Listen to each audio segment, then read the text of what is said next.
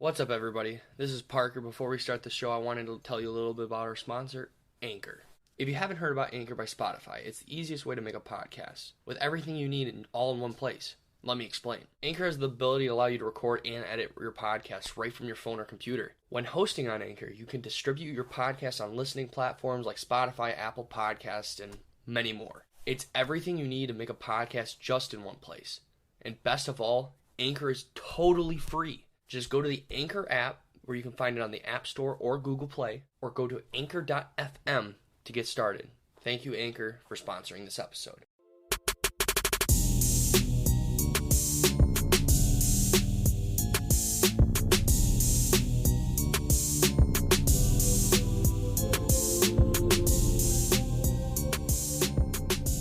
What is up, everybody? This is the Foam Finger Podcast. My name is Parker, and if this is your first time tuning into the show, or if you are just regular listeners in general, to the new listeners, the Foam Finger Podcast is all about bringing in new listeners that relates to football, baseball, basketball, and hockey. So, really just the main American sports. But yeah, if this is your first time listening, welcome. I'm glad to have you here. But today, I would like to just jump right in. Recently, we had the NFL draft happen.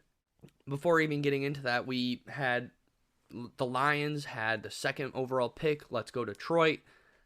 We had prospects in the draft like Trayvon Walker, Malik Willis, Aiden Hutchinson, Sauce Gardner, Desmond Ridder. So many great, I feel like this is a very different type of draft this year than we have seen prior. As when looking at the draft, you usually see a very quarterback-centric draft, and I felt like this year was very different, and I kind of liked it more than usual, as you didn't see quarterbacks always flying off the board, where most teams in the NFL are pretty comfortable in the spot of quarterback they are.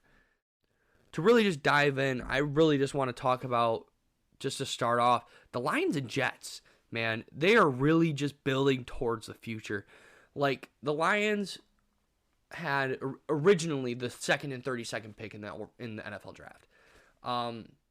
Dan Campbell and Brad Holmes, with that 32nd pick, they decided to trade up to the 12th and draft Jameson Williams from Alabama. At first, I'm not even gonna lie, did not even know who that was. I am not a Alabama fan at all. Period. End of story. But once I started to look him up, obviously there was the ACL tear that he had during or before the national game. He unofficially runs like a 4.3, which I was just like, oh, never mind. Maybe that was a really good decision on the Lions' part.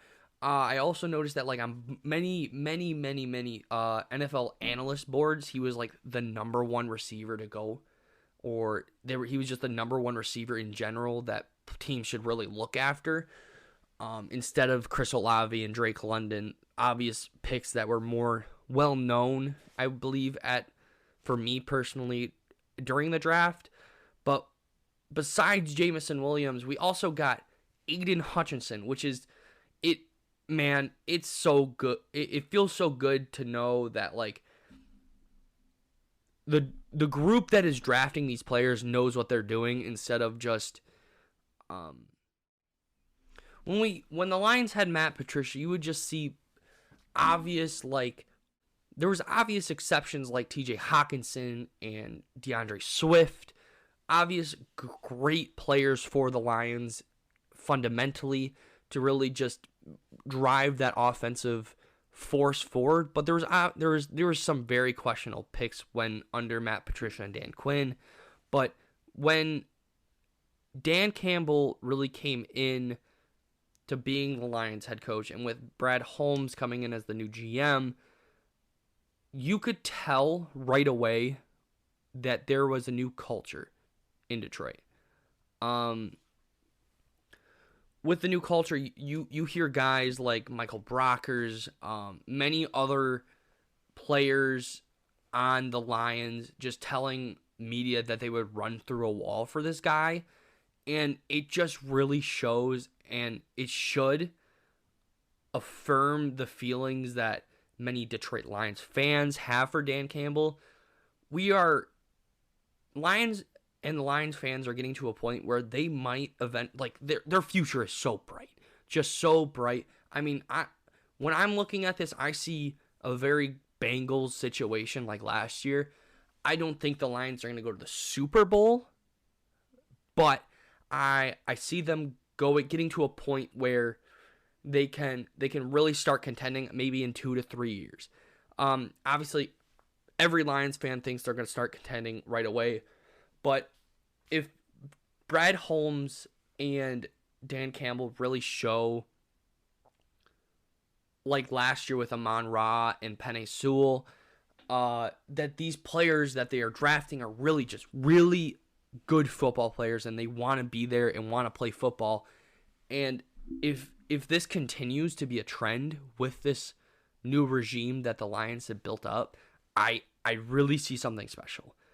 To kind of carry on, when we're talking about Aiden Hutchinson, man, so glad we got him. Just so glad. So glad as a Lions fan myself, and just really seeing that we're starting to get good players out of college, not just like the one good college player that happens every once in a while like we did with Calvin Johnson, Ndamukong Suh, Matthew Stafford. Just we're getting multiple good players out of this draft in not even just the first round, but also later rounds. I am glad to see we didn't just botch this second overall pick.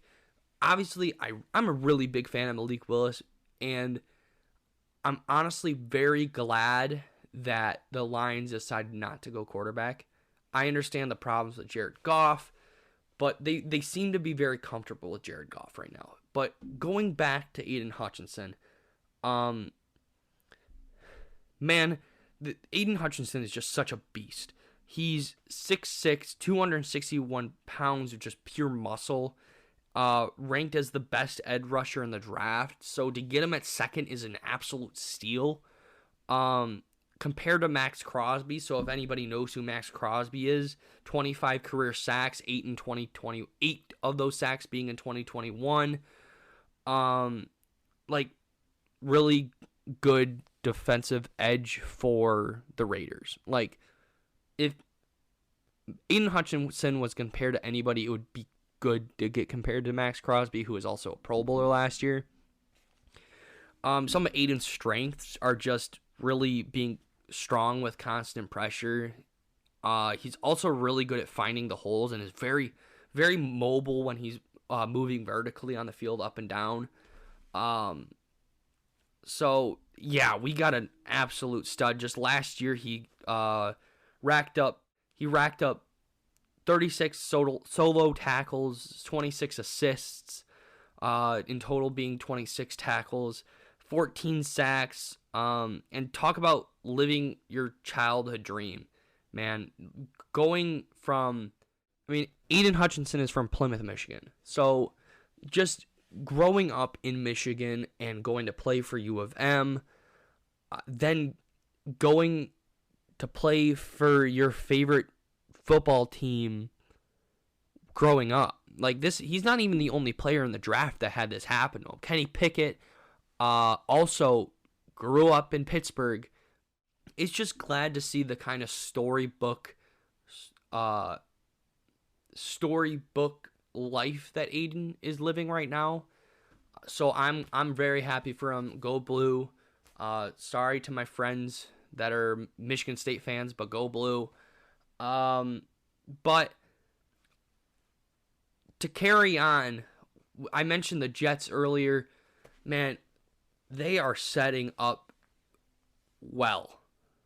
They got a lot of good players, not just in the first round. Breece Hall is another player to mention before I mention the 3 players they drafted in the first round. Yeah, they drafted 3. And they only originally had 2 picks in the first round. So, yeah. First, they drafted Sauce Gardner from Cincinnati. Cornerback. There's a lot to say about this guy. Very, very talented quarterback. Corner, not quarter. He doesn't throw the ball. He catches the balls. Very talented.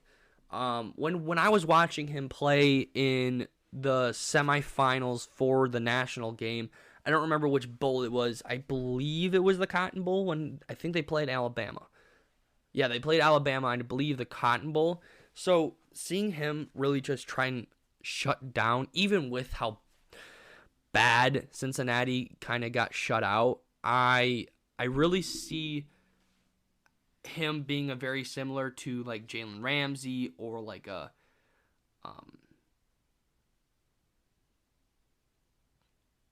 or even like a Darius Slay, very very reliable as a cornerback. Um, On to the next, we got Garrett Wilson from Ohio State, the first wide receiver off the board, which was kind of crazy. Um, no, he wasn't the first wide receiver. Excuse me, the second wide receiver off the board. The first wide receiver being Drake London. With Garrett Wilson being actually this with Garrett Wilson being the second wide receiver taken off the board, I was kind of surprised he was taking over Chris Olave, but obviously Jets must have seen something in him over Drake London, Chris Olave to pick him. But once Drake London was off the board, these are not my words. I believe these are from Woodward Sports that said this pretty well. It was a wide receiver frenzy, and the wide receiver position has not been more valued in years. It, like, just with the contracts that are being picked up, we already even recently we see wide receivers like AJ Brown, Marquise Brown, Deebo Samuel just wanting contract extensions where most those teams can't really afford them. Even on draft night, we saw Marquise and AJ Brown get traded. AJ Brown's getting sent to the Eagles. Marquise is going to the Cardinals. So it's very, the market of a wide receiver is changing.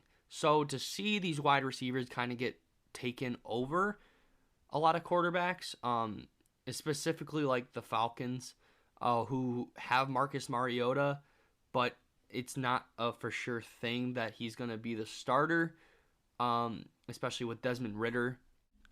With their third pick that they had, I mean, New York, just in general, had about a good hour or two of controlling how the draft went.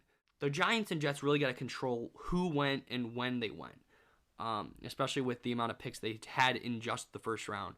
But their third pick they selected as late as the 26th pick, which kind of surprising for this player to go that late. Jermaine Johnson, the second from Florida State. I mean, this kid is special. Like another defensive edge. He was ranked 14th in the draft, but the Jets got an absolute steal picking him at 26. He was the fourth ranked defensive edge in the draft, and again, to get him so late in the first round is just an absolute steal. I mean, he's compared to Marcus Davenport. His post-draft analyst said the Jets were connected to Jermaine Johnson in the top 10, and they traded back into the first round to get him. I believe they traded with the Titans to get him at that position. It's just special. But specifically his pass rush IQ is very, very high, and he has the ability to play the run. Like he really has good field vision is what I saw when looking up him. He definitely, I believe he's definitely going to be a starter, I think. I don't think that, I mean, the Jets are very low on a lot of positions, so I believe that if Jermaine Johnson were to start, it would be first game, regardless of what other people think.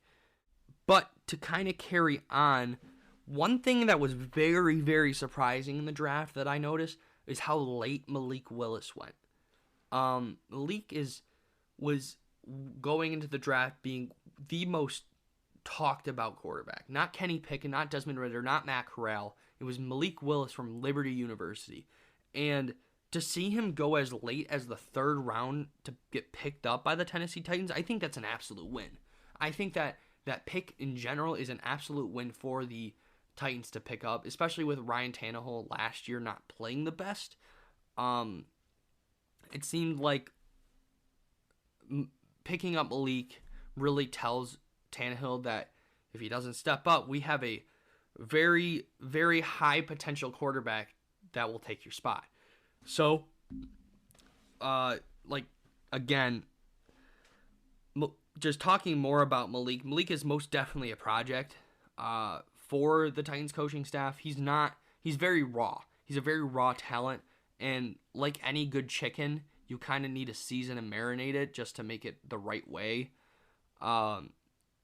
Malik seems to also have very good talent running the ball. I see very similar Russell Wilson, Kyler Murray, Lamar Jackson type talent there.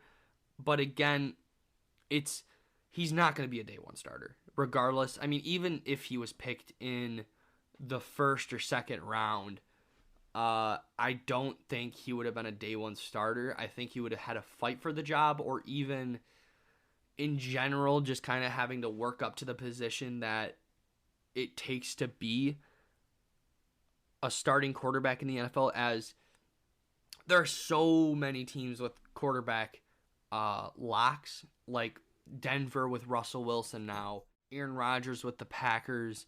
We see a lot of filled quarterback positions in the NFL where there's not a lot of space to kind of fit these players in. We really saw this start to happen once in these past few drafts with Joe Burrow, Trevor Lawrence, Justin Herbert, all getting picked up. And those are all young quarterbacks, so you don't expect them to just not be as good in the next few years that they play. I mean, there's obviously situations like Josh Rosen, Sam Darnold. Sam Darnold's not even a guaranteed starting caliber player this year, with Matt Corral getting picked up by the Panthers. So who knows what happens in that situation. But with the quarterback needs in the NFL right now, it's bare to none. You got teams like the Seahawks, the Texans, and the Lions really maybe looking for a quarterback in the next few years. They seem to be also very comfortable with who they have right now, with Seahawks having Drew Lock, Texans having Davis Mills, the Lions having Jared Goff, obviously, and there's they like Drew Lock for the Seahawks. I mean, that's a situation where I think Pete Carroll and the Seahawks want to see how Drew Lock kind of develops into the quarterback position, but Drew Lock's also another very raw talent in the NFL. It's going to be hard to see if the Seahawks really kind of want to build around this guy.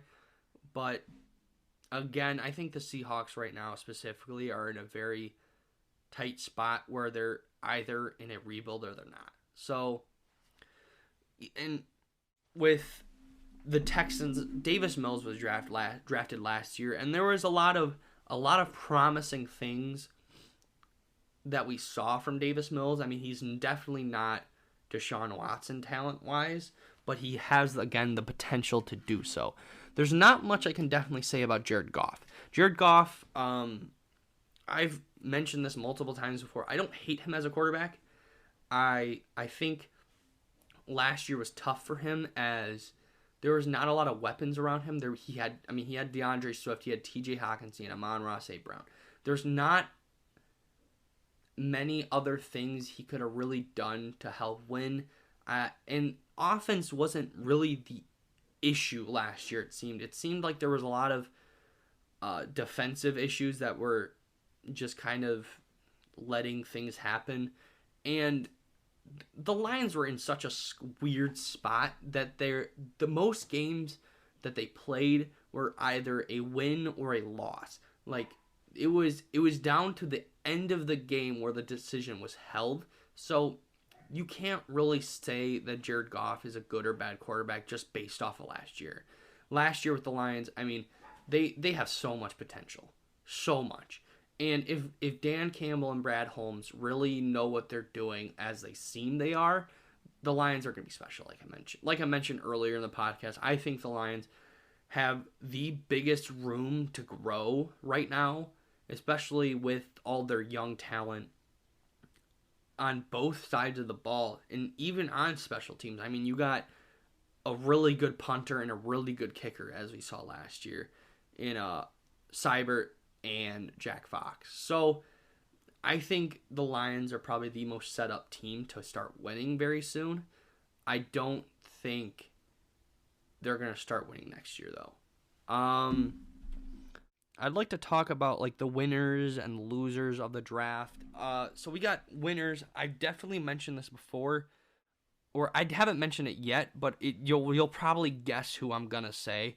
For the first winner, I got the Jets in the draft. Like I mentioned, they got 3 really good picks in the first round. Really good picks. And if what they have shown in college picks up to be what they do in the NFL, they are going to be in a really good situation. Another team I believe that really won in the draft was the Giants. They had 2 picks that were really good. At number 5, they picked up Kayvon Thibodeau from Oregon, defensive edge, who was debatably number 1 edge rusher on some boards, debatably number 2. Really good, solid pick to pick up. A lot of people think he's going to be the best edge rusher in the class, which I don't know. He seemed to have lost, like specifically in the draft, he was ranked to be the first overall pick for so long, and I don't know exactly what happened, but he for some reason just went off of people's draft board. But I made a mock draft, and funny enough, I had him going number 7 to the Giants, and they actually picked him up at number 5.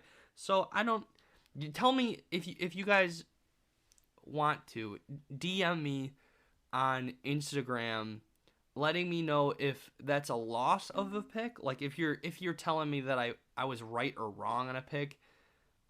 If me saying that Evan Neal was going to the Giants at number 7, even though he was already drafted by the Giants, but at number 2 picks earlier, is that a win or a lose? Like, just let me know. Let me know on Instagram or Twitter. But with the second pick that the Giants had, they picked up Evan Neal from Alabama, and he on most draft boards was ranked the number 1 offensive tackle. So to see him go so high was really good for the Giants. I mean, even with Daniel Jones having that expiring contract, I mean, you need to guard your quarterback. So I think the Giants are going to be also in a really good situation for the future. And even talking about Kayvon, I mean, you haven't seen probably a really good defensive edge on the Giants and probably Jason Pierre-Paul. So this is going to be really good for them. Another winner I had for the draft was obviously the Lions. I mentioned them enough. Aiden Hutchinson and Jamison Williams in the first round. I think both great talents. To carry on, I mean, I don't want to really talk about it for too long, as I've talked about it for mainly the most of the podcast. Another winner I would definitely say would be the Chiefs. I mean, they didn't really do much, but they got just in the first round. They had George Karlaftis from Purdue. Not the fastest defensive edge in the world. He a little bit slower, but I think he's gonna really develop into like someone who's gonna pressure the quarterback a lot. Another pick that the Chiefs had were Trent McDuffie. He was ranked the 3rd best cornerback in the entire draft. So to get him again at 21 is very, very good for the Chiefs. And he's compared to Chris Harris. So Chris Harris, like on the Broncos, was very good. So I'm excited to see how that develops for the Chiefs. I mean, especially losing Tyrann Mathieu to the Saints, that was reported today. That might have been it. It might be previous days if you're hearing this later on, but it was just reported today that Tyrann Mathieu just signed with the Saints. So to get not just one but two very good defensive players in your first round draft class is very good for them. I have an honorable mention for the winners to the Ravens. I think picking up Kyle Hamilton is going to be very good for them, especially losing. Did they lose? No, they just picked. Excuse me. It's going to be really good for them to team him up with Marcus Williams, who they just picked up in free agency. So the Ravens, as per usual, are going to look very scary next year. However, they did lose Marquise Brown, and they are now going to rely on Rashad Bateman to really just like carry the load that the wide receiver position takes. But who knows what the Ravens do? There is still a lot of free agent wide receivers like Odell, Antonio Brown, that are still on the board. Even T.Y. Hilton's still on the board as a free agent. So who knows what they do there? But I got two losers in this entire draft. I got the Cowboys, which they picked up. The Cowboys selected Tyler Smith from Tulsa. I didn't really understand the pick when a lot of their O-line is very good when you have Zach Martin on the O-line. But who knows? Maybe Dallas sees something else in Tyler Smith that a lot of people don't see. I mean, he was ranked the 33rd overall best player in the draft. So picking him at 24 is a little bit of a reach to get him there. I mean, he probably would have been there still in the second round if the Cowboys didn't take him.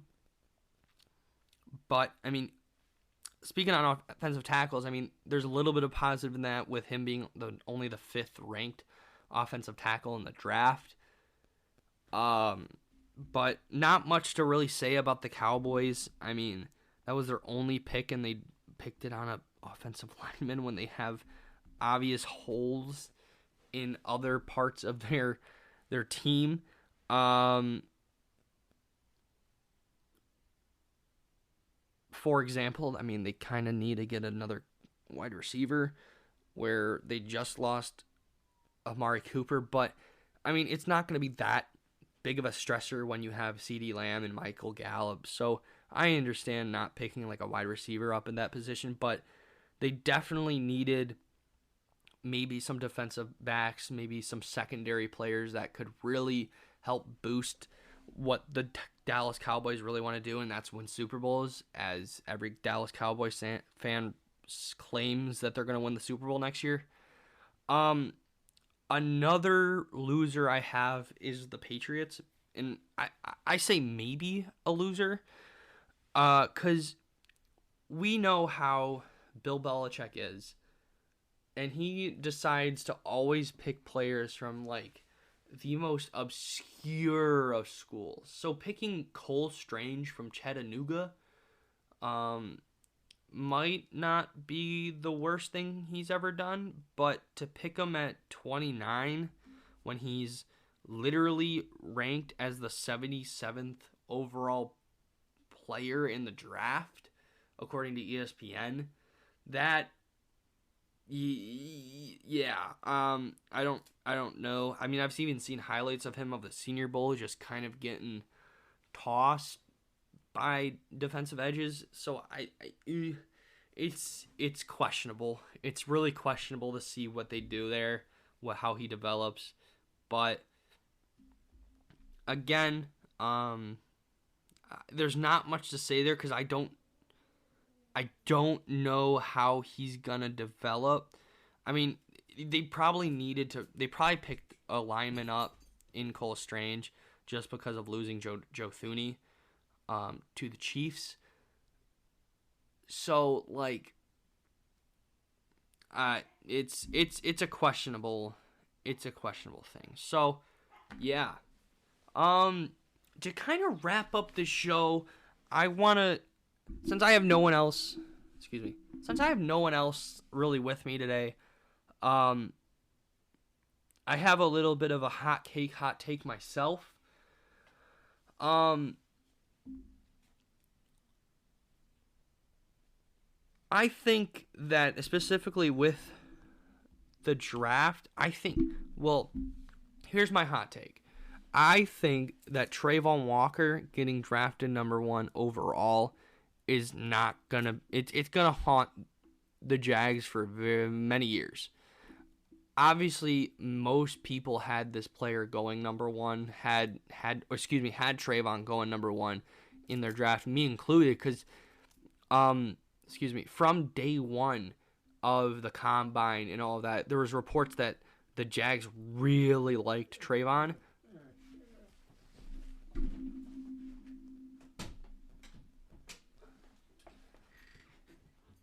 The Jags really like Trayvon. So to see him going number 1 is even being the second best player in the draft. I personally think he's going to be a bust. Like I really do not think that Trayvon Walker is going to be very good for the Jags. But that's up to an opinion. That's just my opinion. That's what sports are all about, is just spreading your opinion. And if you're wrong, you're wrong. And if I'm wrong about this, I'll write a letter saying that I was wrong about Trayvon Walker, and that's not going to happen until probably ever, because I don't think that he has the potential to be what the Jags think he's going to be. I mean, it happens.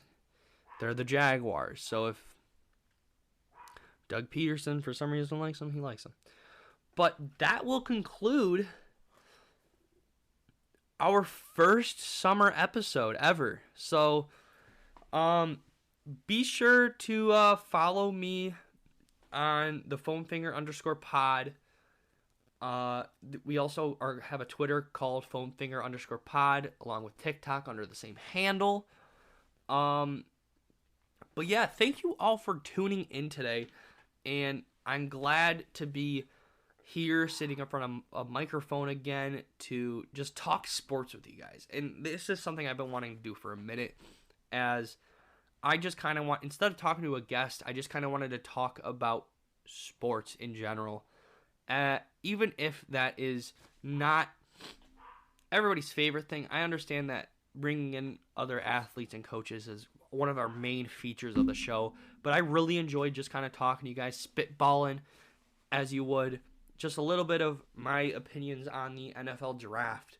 So next week, I will probably be talking more about the NBA playoffs, as that is underway with the Grizzlies, Warriors currently,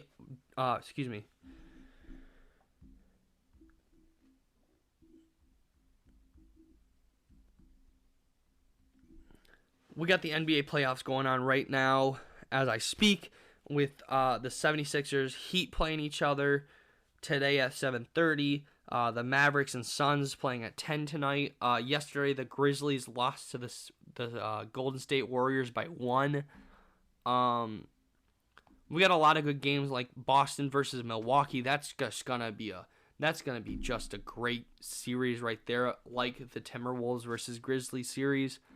So who knows how this playoff goes, but I'm excited to talk to you guys about that next week, as I do not have a guest scheduled. So if you are out there listening right now and would like to be on the show as a guest, if you are an athlete or a coach, please DM me on Instagram.